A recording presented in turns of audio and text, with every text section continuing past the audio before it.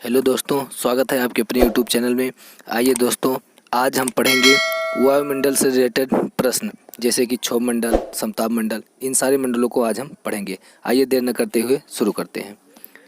वायुमंडल की ऊपरी परतों के अध्ययन को एरोलॉजी और निचली परत के अध्ययन को मेट्रोलॉजी कहा जाता है। दोस्तों आइए नेक्स्ट स्टेप पर चलते हैं। वायुमंडल 10,000 किलोमीटर तक फैला हुआ है। वायुमंडल में मुख्य रूप से nitrogen 78%, oxygen 20.9%, carbon dioxide 0.03%, argon 0.9% पाई जाती है। वायुमंडल को तापमान और अन्य घटकों के हिसाब से 5 परतों में बांटा गया है। ये परत कौन कौन सी है दोस्तों? क्षोभ मंडल, समताप मंडल, मध्य मंडल, आयन मंडल और बहिर्मंडल मंडल। इन 5 परतों में बटा हुआ है। आइए इन्हीं 5 परत को हम एक एक करके पढ़ते हैं।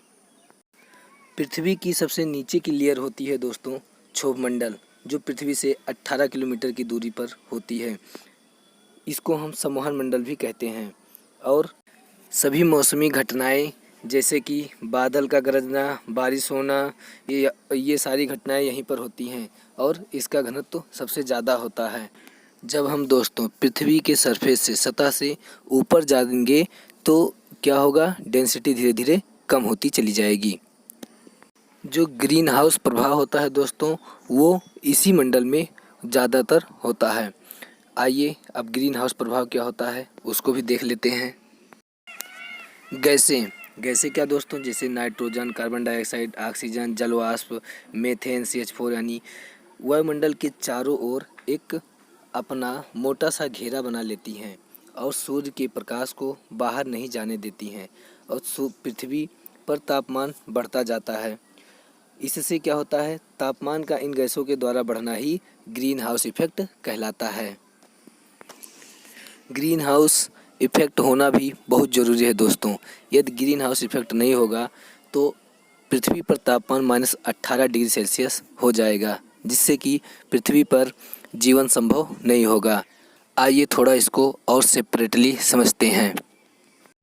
देखिए दोस्तों, जैसे सूर्य का प्रकाश एटमॉस्फेयर में इंटर करता है, उसके बाद में वो पृथ्वी से टकराकर तुरंत रिफ्लेक्ट हो जाता है और जाकर carbon dioxide, methane, N2O other गैसों से वहाँ पर टकराकर फिर से पृथ्वी के अंदर वापस चला आता है, जिससे क्या होता है?